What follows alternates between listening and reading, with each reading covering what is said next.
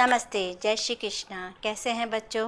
तैयारी ज़ोरों शोरों से चल रही है, चलनी भी चाहिए। अब पीक टाइम है आपका, पढ़ना है, अच्छे से पढ़ना है, सारे टॉपिक्स को अच्छे से क्लियर करने हैं। कोई डाउट हो तो आप लोग मेरे को हर वीडियो के नीचे कमेंट कर सकते हैं, मैं उसका जवाब दूंगी आपको, ठीक है। लेकिन पढ़ना पड़ेगा, पढ़ेंगे तभी तो डाउट निकलेगा, पढ़ेंगे नहीं तो डाउट कहाँ से निकलेगा, है ना बच्चों। जीवन में कभी भी आप असफलता से डरना नहीं है। कई बार होता है कि हमारे मार्क्स कम आए, 11th में मार्क्स कम आए, हम घबरा गए, हमने साइंस ही छोड़ दी कि यार कौन करे साइंस, आज मार्क्स तो आते नहीं है। ऐसा नहीं है। आप किसी चीज़ में अगर एक कंटिन्यूटी से बने रहेंगे तो आपको सफलता मिलेगी ही मिलेगी। पहली बार अगर असफलता मिल रही है इसका मतलब ये नहीं है कि आप वो कर ही नहीं सकते हैं। इसका मतलब ये है कि आपको थोड़ी और मेहनत करने की ज़रूरत है। क्योंकि अगर आप पहली बार में असफल हुए हैं तो आपको पीछे उसके रीज़न ढूंढना है कि आप किस कारण से असफल हुए। तो हर असफलता, हर फेलियर हमें कोई ना कोई सीख जरूर दे के जाती है कि हमें जीवन में क्या करना है। आप साइकिल चला रहे हैं, साइकिल चलाते चलाते अगर गिर गए तो गिरने से आपने साइकिल चलानी थोड़ा छोड़ दी, साइकिल तो अभी भी चला रहे हो ना आप। तो गिर गए तो उससे सीख मिली कि अब हमें हैंडल कैसे करना है ना। मोबाइल भी जब नए नए आए थे तो आपको चलाने थोड़ी ना आते, तो इसका मतलब ये थोड़ा ना कि आपने मोबाइल चलाना बंद कर दिया। मोबाइल अभी भी चला रहे हैं, हम हर बार प्रैक्टिस करते हैं, हर बार नई चीज़ सीखते हैं। तो असफलता हमें कोई ना कोई सीख जरूर दे के जाती है। हमें जीवन में उसी सीख को लेना है और उसको अपने जीवन में ढालना है और हमारी असफलता को सफलता में बदलना है, ठीक है। काफ़ी टॉपिक्स आप लोग मुझसे पढ़ चुके हैं, आप मेरे वीडियोस को देख भी रहे हैं, लाइक भी कर रहे हैं। Thank you very much. आपका ऐसा ही मोटिवेशन हमको मिलता रहता है तो हमें और एनर्जी मिलती है, हम और ज़्यादा एनर्जी से नए वीडियोस बनाते हैं। आप लोगों का सपोर्ट मिलता है तभी हम भी सक्सेस हो पाते हैं। आप लोगों का सपोर्ट नहीं मिलेगा तो हमारे भी सक्सेस नहीं हो पाएगी, ठीक है। तो आप लोग ऐसे ही वीडियोस को देखते रहिए, लाइक करते रहिए। अगर कहीं डाउट हो तो आप कमेंट करिए, कोई डाउट नहीं है, ठीक है। लास्ट हम काफ़ी चैप्टर्स को कर चुके हैं, फिजिक्स के काफ़ी कॉन्सेप्ट्स को हम ले चुके हैं। एक बहुत ही इम्पॉर्टेंट और बिल्कुल नया जो आज तक आपने कभी नहीं पढ़ा। मैं हमेशा से ये कहती हूँ आपको कि फिजिक्स में जो भी हम पढ़ रहे हैं वो पुरानी क्लासेस में आप जो पढ़ के आए हैं वही है। 9th की फिजिक्स को आपने डिटेल में 11th में पढ़ा है, 12th की फिजिक्स को आपने 10th की फिजिक्स को आपने पूरा डिटेल में 12th में पढ़ा है। तो अभी तक जो कुछ पढ़ा उसका बेसिक कुछ ना कुछ तो हम पीछे पढ़ के आए थे, लेकिन आज जो हम चैप्टर शुरू कर रहे हैं वो आपके लिए बिल्कुल नया है, इसलिए उसका नाम भी क्या है? Modern physics. फिजिक्स में भी अलग अलग साइंटिस्ट अपने अपने समय के हिसाब से उसके अंदर कुछ चेंजेस करते रहते हैं।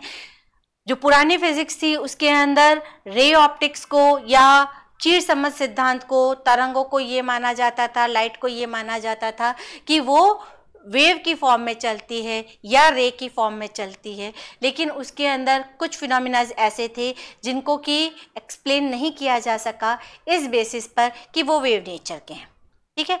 डी ब्रोगली एक पहले साइंटिस्ट थे जिन्होंने ये बताया कि लाइट केवल वेव की तरह नहीं चलती है, उसके अंदर दूसरे फिनोमिनाज भी होते हैं। जैसे हम समझाएं, एक छोटा सा एग्जांपल देके मैं आपको समझाती हूँ।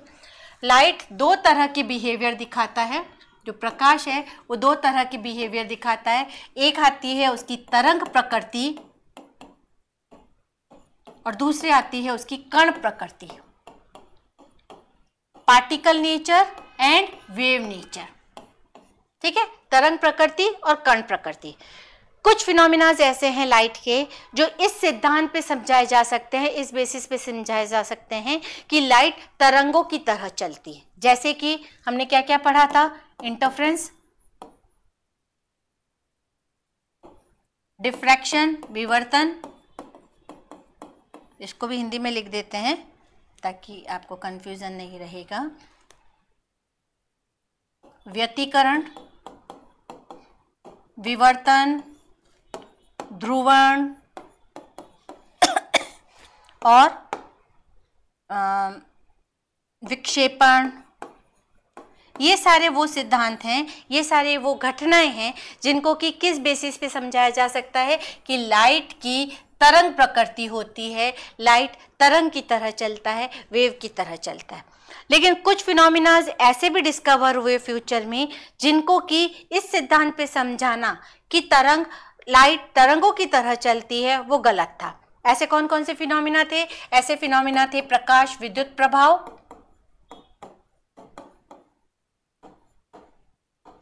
कॉम्पटन प्रभाव,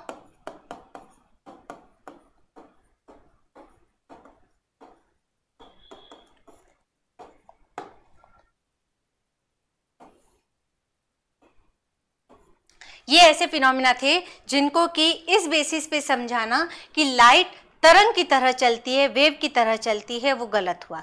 तरंग सिद्धांत के आधार पर इन फिनोमिनास को एक्सप्लेन ही नहीं किया जा सकता था।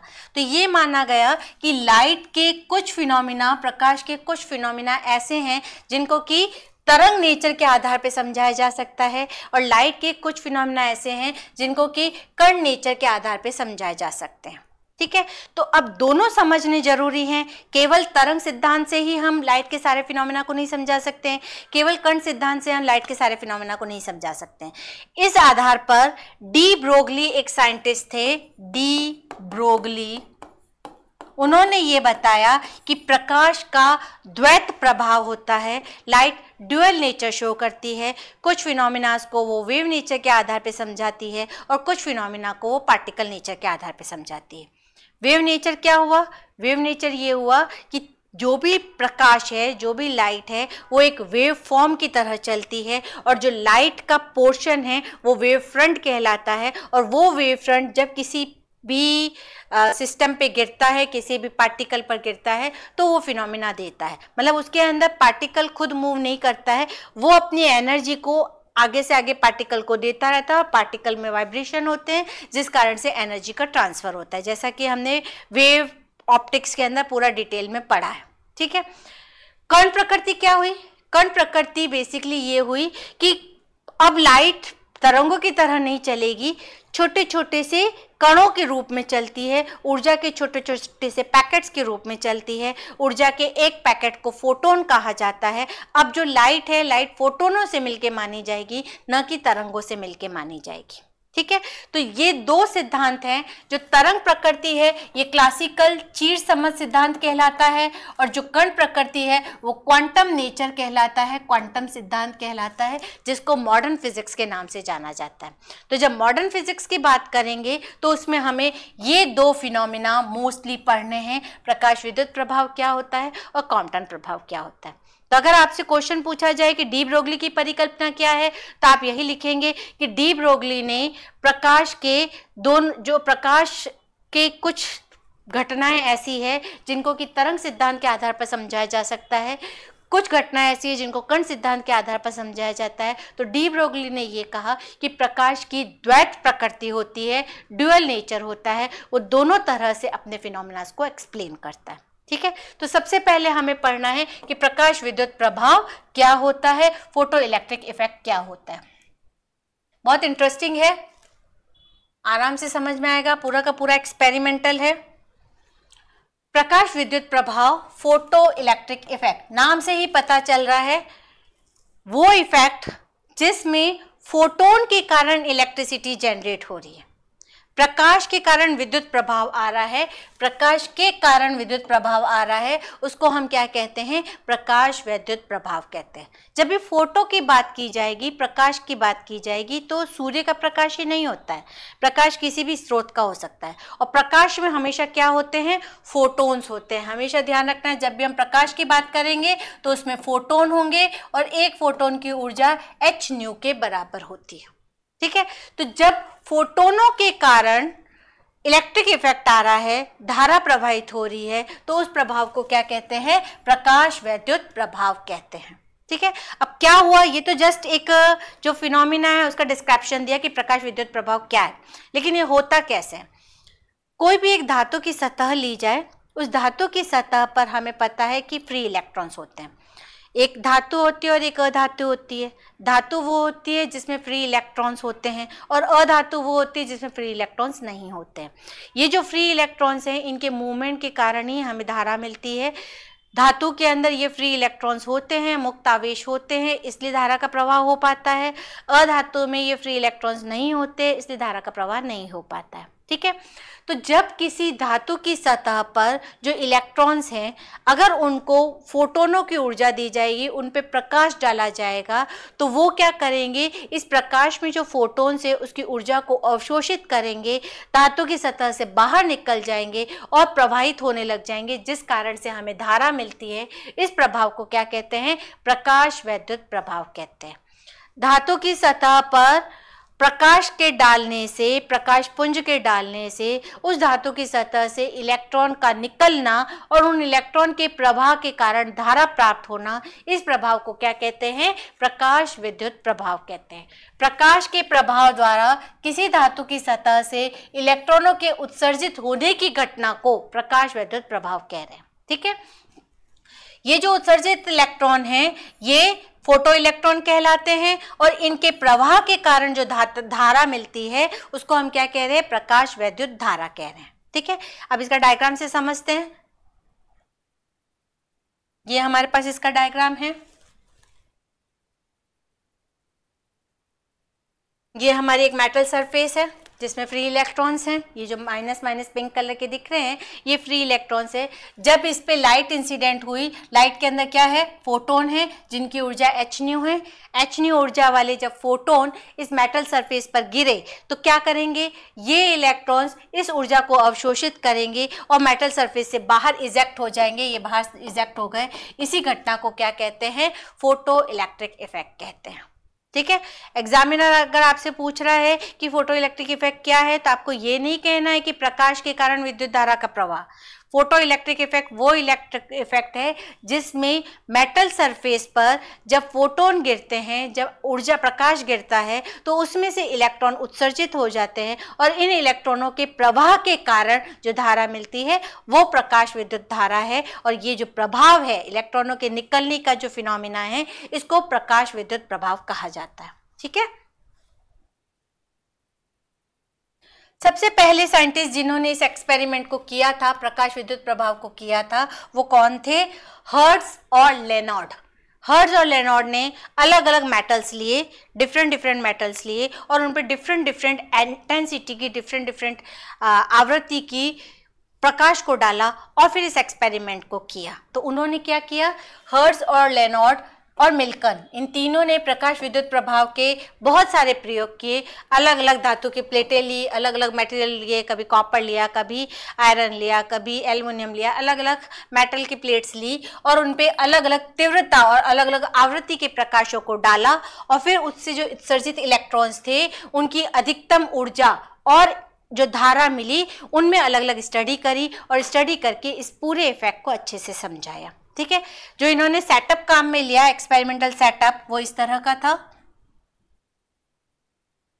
हर्ट्ज ने और लेनार्ड ने जो एक्सपेरिमेंटल सेटअप बनाया प्रकाश विद्युत प्रभाव को समझाने के लिए, ये एक्सपेरिमेंट पूरा काम में लिया जाता है। इसमें क्या है, ये हमारे पास एक ट्यूब है, ये पूरी ट्यूब दिख रही है आपको, ये ट्यूब है, ये हमारी वैक्यूम चैम्बर होता है। इसके अंदर ये मेटल की सरफेस है, ये वाली सरफेस हमारी मेटल की सरफेस है। मेटल कोई भी हो सकता है, कॉपर, एल्युमिनियम, आयरन, कोई भी हो सकता है।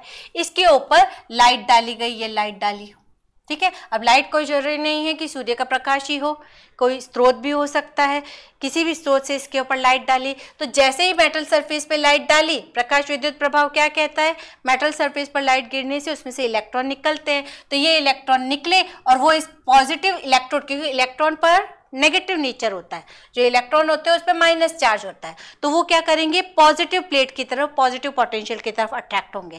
तो ये जो जहां मेटल रखा है हमने, उसके सामने एक पॉजिटिव इलेक्ट्रोड रखा।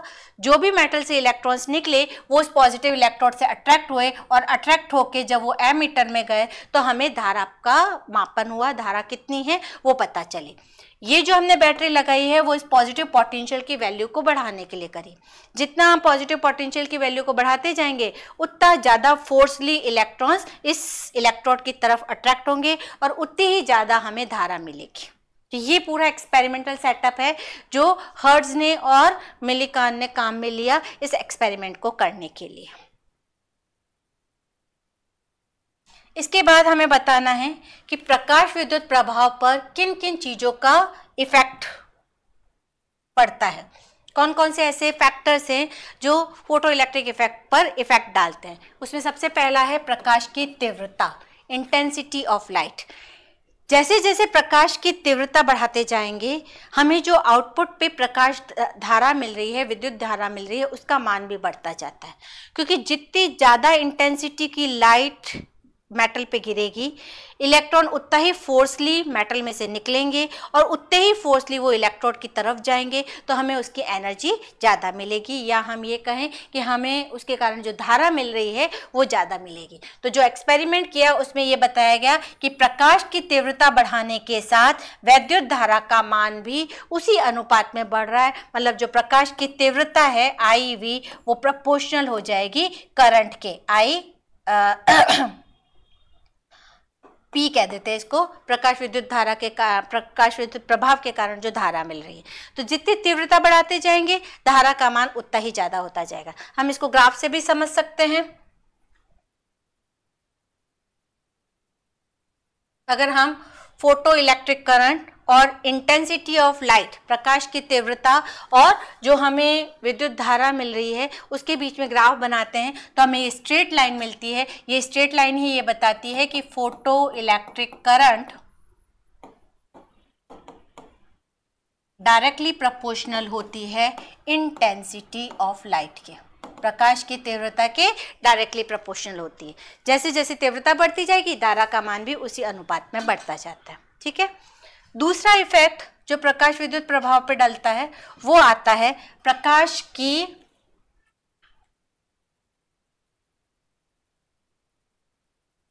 आवृत्ति। आवृत्ति का क्या प्रभाव पड़ता है? प्रकाश विद्युत प्रभाव पर आवृत्ति का क्या प्रभाव पड़ता है ये हम समझते हैं।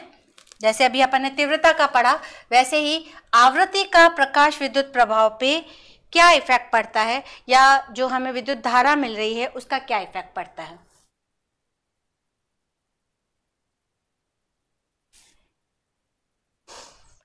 प्रकाश की आवृत्ति का क्या प्रभाव पड़ेगा? आपतित प्रकाश की आवृत्ति को अगर हम एक्स एक्सिस पे लेते हैं और जो उत्सर्जित इलेक्ट्रॉन्स हैं उनकी गतिज ऊर्जा को हम वाई एक्सिस पे लेते हैं, तो हमें एक सीधी रेखा प्राप्त होती है। जैसे अगर मैं बनाती हूँ, यहाँ हमारा एक्स एक्सिस है, यहाँ हमारा वाई एक्सिस है, मैंने यहाँ पे काइनेटिक एनर्जी ली है, गतिज ऊर्जा ली है, और यहाँ पे हमने आवृत्ति को लिया है, जो फ्रीक्वेंसी है उसको लिया है। तो हमें ऐसी स्ट्रेट लाइन प्राप्त होगी, और अगर मैं इसको पीछे एक्सटेंड करूँगी तो यहाँ पे कहीं एक पॉइंट पर मिलती है। ठीक है। तो जो हमें ये सरल रेखा प्राप्त हो रही है, इससे ये पता चल रहा है कि जितनी ज़्यादा आवृत्ति होगी ऊर्जा का मान, जो गतिज ऊर्जा है, इलेक्ट्रॉनों की अधिकतम गतिज ऊर्जा है, उसका मान भी उतना ही ज़्यादा प्राप्त होता है। लेकिन ऐसा नहीं है कि किसी भी फ्रीक्वेंसी की लाइट हम मेटल के ऊपर डाल देंगे और हमें धारा मिलने लग जाएगी।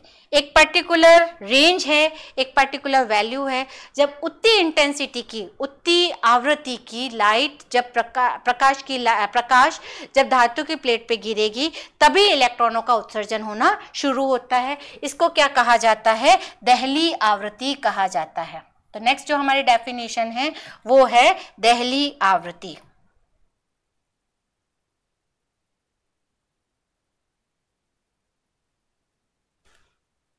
देहली आवृत्ति, देहली आवृत्ति क्या कहती है? हम किसी भी आवृत्ति का प्रकाश धातु पर डालें और उससे इलेक्ट्रॉनों का उत्सर्जन हो जाए, ये कोई जरूरी नहीं है। हर मेटल के लिए, हर धातु के लिए एक पर्टिकुलर वैल्यू सेट की गई है। जब उस वैल्यू की आवृत्ति की लाइट ही उस धातु पे गिरेगी, तभी इलेक्ट्रॉनों का उत्सर्जन शुरू होगा। हम आवृत्ति को बढ़ाते जाएं, हम उसकी जो फ्रीक्वेंसी है, इंसिडेंट लाइट की फ्रीक्वेंसी को बढ़ाते जाए, एक पर्टिकुलर फ्रीक्वेंसी जब आएगी तभी इलेक्ट्रॉनों का उत्सर्जन होना शुरू होगा। उस आवृत्ति को क्या कहते हैं? देहली आवृत्ति कहते हैं, थ्रेशोल्ड फ्रीक्वेंसी कहते हैं। ठीक है। तो थ्रेशोल्ड फ्रीक्वेंसी क्या हुई? आपतित प्रकाश की वह अधिकतम तरंगदैर्ध्य जिस पर धातु की सतह से इलेक्ट्रॉनों का उत्सर्जन होना शुरू होता है, उसको हम क्या कहते हैं? देहली तरंगदैर्ध्य कहते हैं। और वो प्रकाश की आवृत्ति जिस पे इलेक्ट्रॉनों का उत्सर्जन शुरू होता है उसको देहली आवृत्ति कहते हैं। तो वो आवृत्ति जिसपे प्रकाश का उत्सर्जन होता है या प्रकाश विद्युत प्रभाव होता है उसको दहली आवृत्ति कहते हैं, और वो तरंग दैर्ध्य जिसपे प्रकाश का उत्सर्जन होता है उसको हम क्या कहते हैं, दहली तरंग दैर्ध्य कहते हैं। अगर हम फॉर्मूले से लिखें तो lambda naught is equal to C upon nu naught. Nu क्या है यहाँ पे, दहली आवृत्ति है, लैम्डा क्या है यहाँ पे, दहली तरंग दैर्ध्य है। अगर जो आपतित प्रकाश की तरंग दैर्ध्य है वो लैम्डा नॉट से छोटी है तो प्रकाश का इलेक्ट्रॉनों का उत्सर्जन होगा, और जो आपतित प्रकाश की तरंग दैर्ध्य है वो लैम्डा नॉट से बड़ी है तो प्रकाश का उत्सर्जन नहीं होगा। तो ये लैम्डा नॉट अधिकतम मान है, जिस मान तक ही प्रकाश का उत्सर्जन हो सकता है, इलेक्ट्रॉनों का उत्सर्जन हो सकता है। ठीक है, नेक्स्ट, अगर हम फ्रीक्वेंसी इसी चीज को जो हमने अभी बताया है अगर हम उसको ग्राफ पे प्लॉट करें तो हमें इस तरह का ग्राफ मिलता है। ये है हमारी इलेक्ट्रॉनों की काइनेटिक एनर्जी, या है हमारी लाइट की फ्रीक्वेंसी। तो आप देखें ये 0 से शुरू नहीं हो रहा है, ये एक पर्टिकुलर वैल्यू से शुरू हो रहा है। यही है हमारी दहली आवृत्ति। हम आवृत्ति को बढ़ाते जाएंगे, एक पर्टिकुलर आवृत्ति जब आएगी तभी हमें धारा मिलनी शुरू होगी, क्योंकि उसी आवृत्ति पर इलेक्ट्रॉनों का उत्सर्जन हुआ है, उससे कम आवृत्ति पर इलेक्ट्रॉनों का उत्सर्जन नहीं होगा।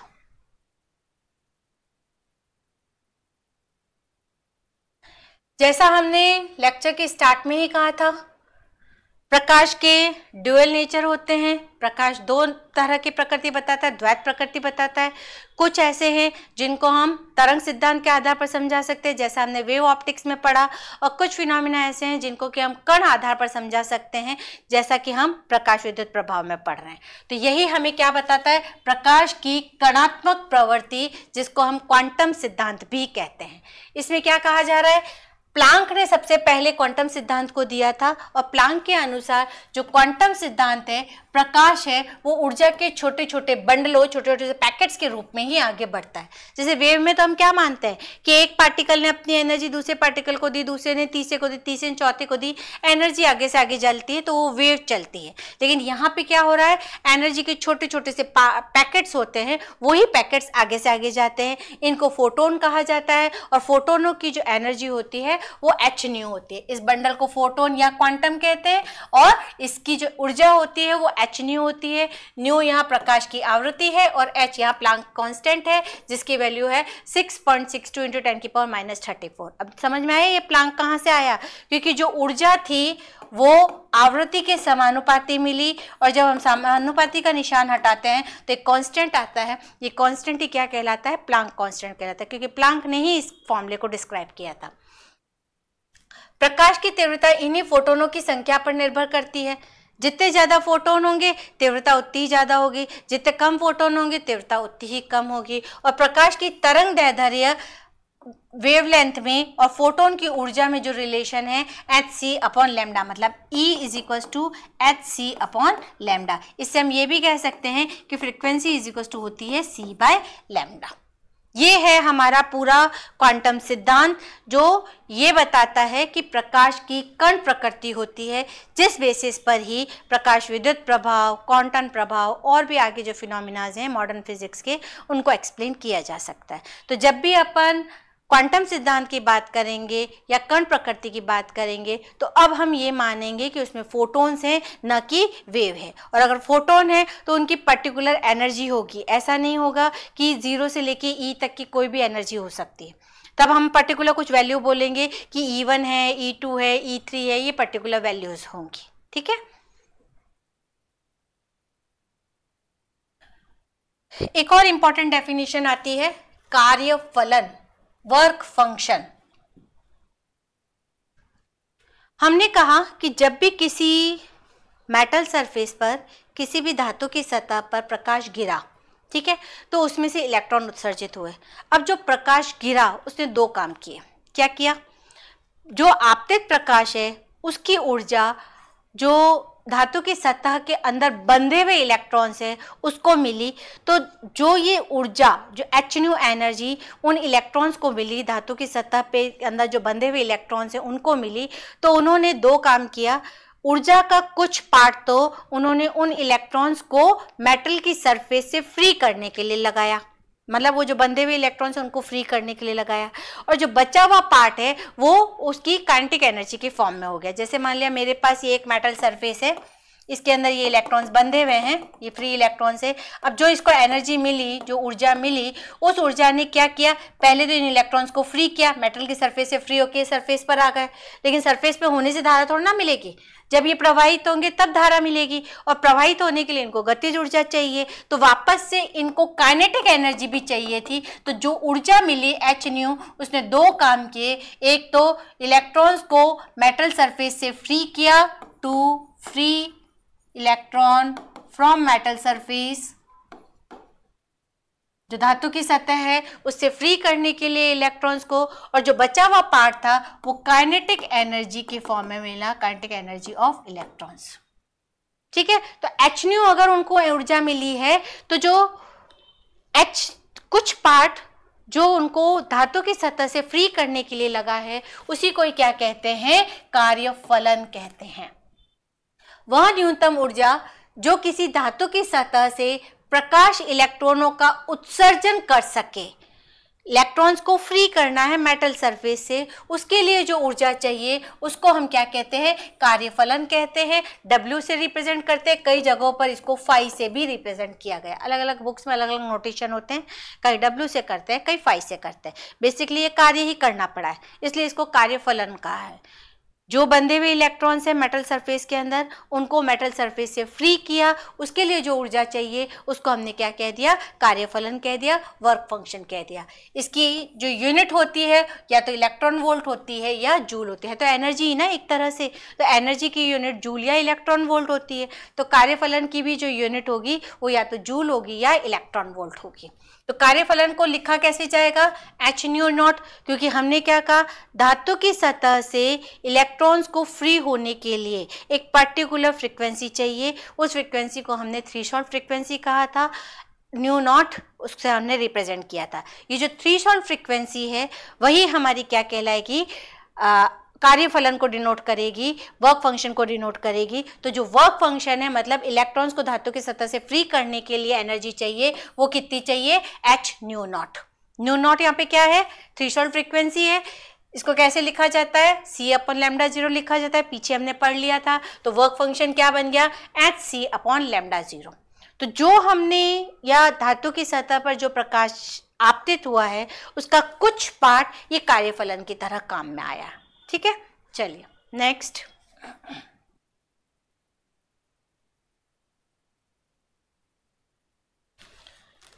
निरोधी विभव, स्टॉपिंग पोटेंशियल। जब हम धारा, जो हमें धारा मिल रही है, जो हमें विद्युत धारा मिल रही है उसमें, और जो हम एक्सटर्नल पोटेंशियल लगा रहे हैं, जब हम उसमें ग्राफ प्लॉट करते हैं तो हमें ग्राफ एक ऐसी जगह पे जाके मिलता है जहां पर पोटेंशियल का मान 0 हो जाता है। उस पोटेंशियल को क्या कहते हैं, निरोधी या स्टॉपिंग पोटेंशियल कहते हैं। मतलब हम क्या करें, अगर मैं यहाँ पे प्लॉट करके बताऊं आपको, तो यहाँ पे है हमारी करंट और यहाँ पे है हमारा पोटेंशियल V। ठीक है, जब हम V और I के बीच में ग्राफ प्लॉट करेंगे तो पहले हमें करंट तो इस तरह से मिलेगी, और जब मैं इसको पीछे की तरफ एक्सटेंड करूंगी तो एक पॉइंट पे जाके ये कट करेगा माइनस V एक्सेस को। यही पॉइंट हमारा क्या कहलाता है, निरोधी विभव कहलाता है, स्टॉपिंग पोटेंशियल कहलाता है। स्टॉपिंग पोटेंशियल बेसिकली वो पॉइंट है जहां पर इलेक्ट्रॉनों का उत्सर्जन होना बंद हो जाता है। आपने मेटल सरफेस लगाया, मेटल सरफेस पर आपने प्रकाश डाला, आपतित प्रकाश आया, आपतित प्रकाश आते उसमें से इलेक्ट्रॉनों का उत्सर्जन होना शुरू हुआ। अब हम क्या कर रहे हैं, हमारा जो बैटरी लगी हुई है उसके पोटेंशियल को नेगेटिव कर देते हैं। नेगेटिव पोटेंशियल को हम बढ़ाते जाए तो क्या होगा, इलेक्ट्रॉनों का प्रवाह धीरे धीरे कम होने लग जाएगा। तो हमें जो मिली एमीटर में धारा मिल रही है उसका मान धीरे धीरे कम होता जाएगा। एक नेगेटिव पोटेंशियल ऐसा आएगा जिसपे कि एमीटर में धारा 0 मिल जाएगी। उसी पोटेंशियल को क्या कह रहे हैं, निरोधी विभव कह रहे हैं, स्टॉपिंग पोटेंशियल कह रहे हैं। ठीक है, ये रहा वो डायग्राम जो मैंने अभी आपको समझाया।